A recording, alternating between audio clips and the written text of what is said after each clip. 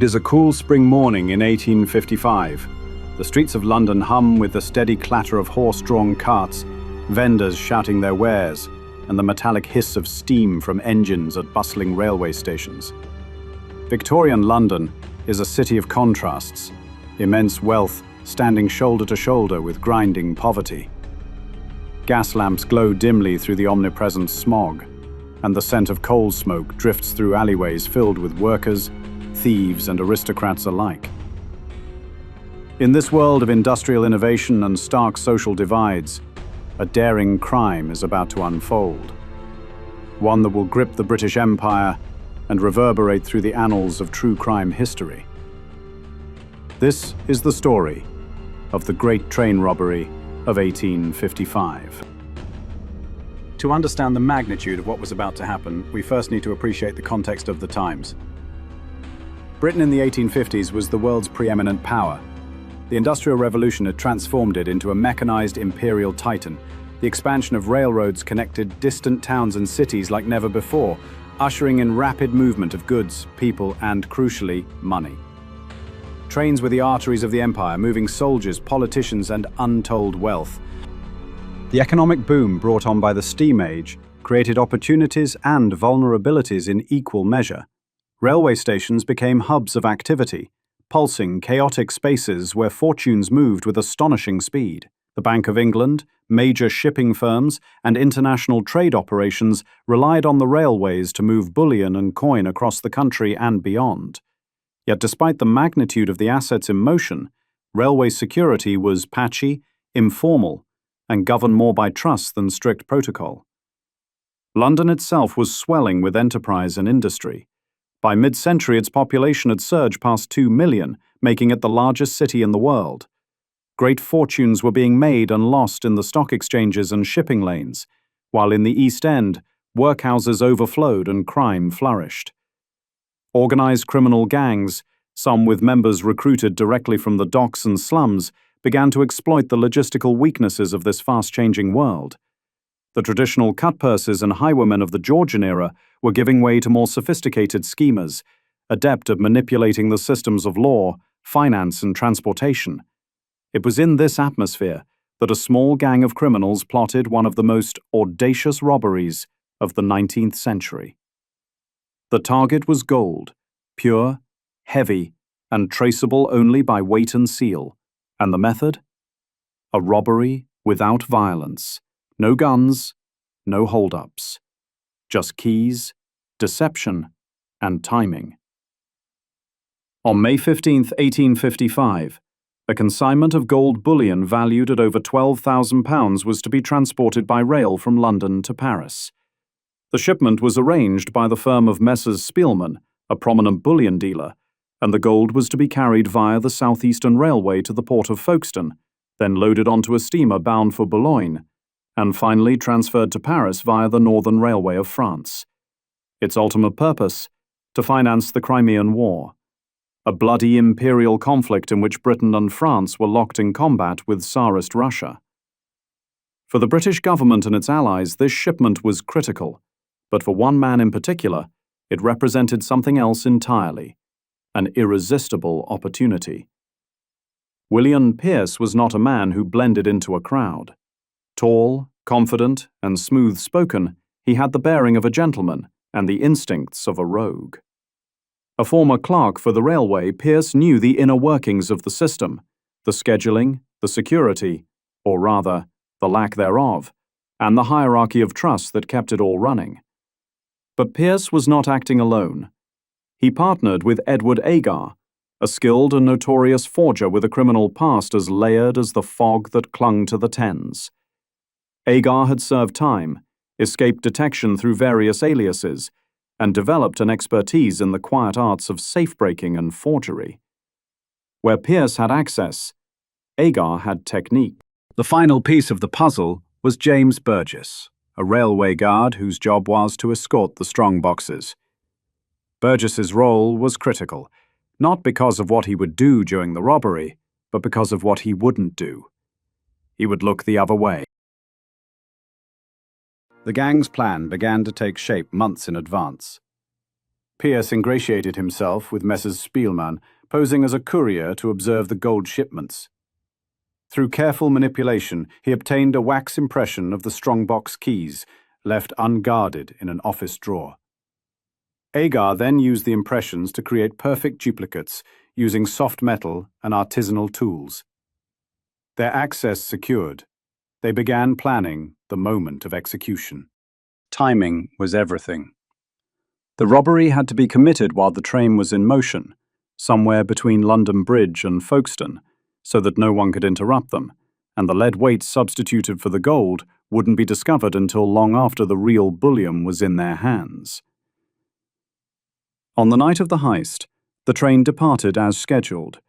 Burgess was on duty. Pierce and Agar, posing as regular passengers, slipped away into the van housing the safes.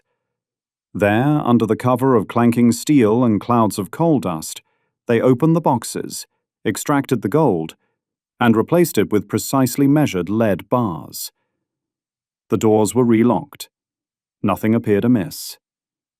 By the time the bullion reached Paris, the heist was complete, and no one knew a thing. It wasn't until French customs officers opened the crates that the deception was discovered. At first, there was confusion. How could such a carefully monitored shipment have been replaced with scrap? Surely there had been a mistake. But soon panic set in. Telegrams flashed between London and Paris.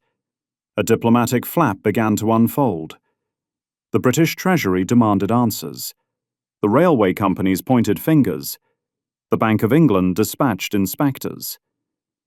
Back in London, the Metropolitan Police were brought into the case.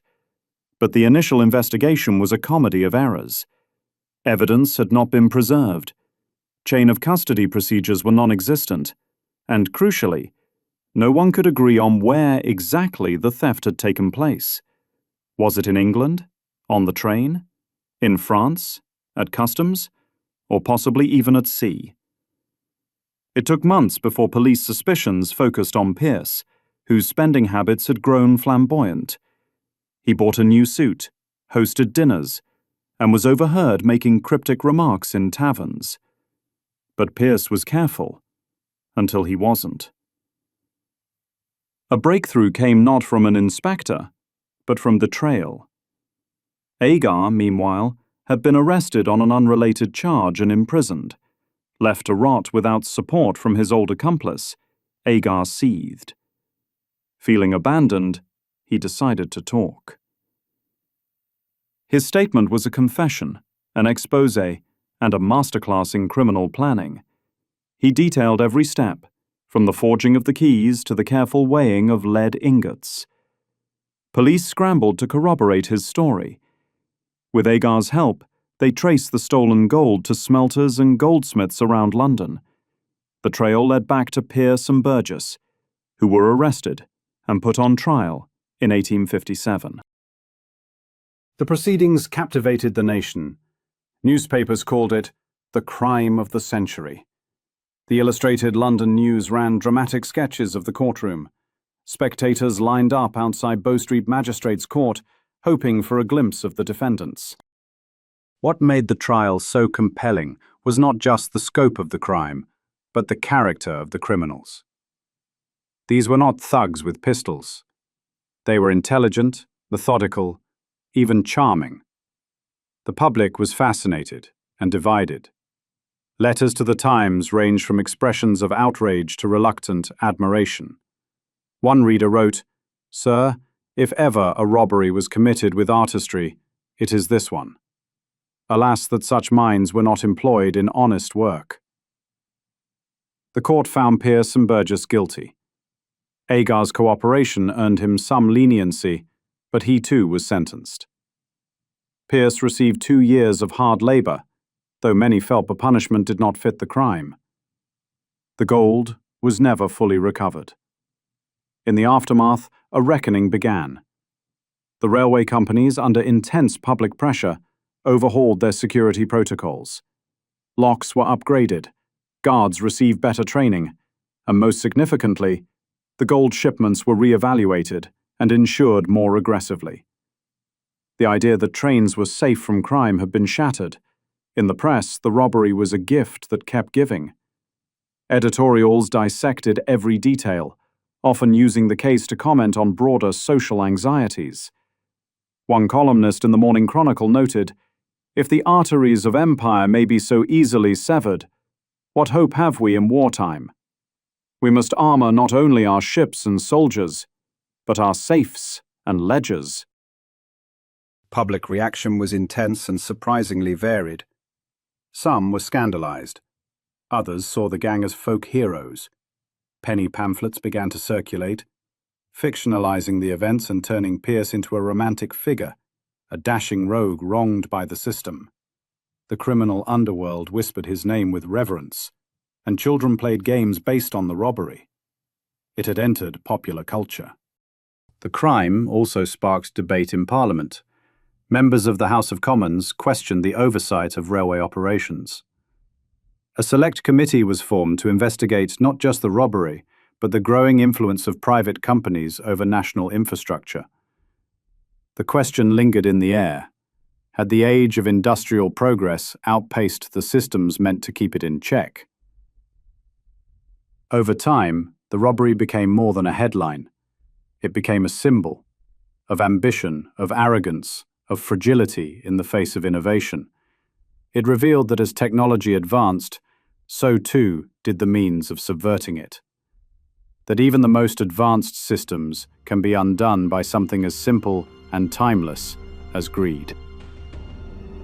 And so we are left with a curious question. Was the Great Train Robbery of 1855 merely a daring act of theft by a clever gang of criminals? Or was it a symptom of deeper societal fractures within the seemingly unassailable might of Victorian Britain? Was it a fluke born of individual greed, or a sign that even the most sophisticated systems can be undone by the simplest human flaws? Arrogance, betrayal, and pride. In the age of industry, it wasn't just steam and steel that powered the world. It was human ambition in all its brightest and darkest forms.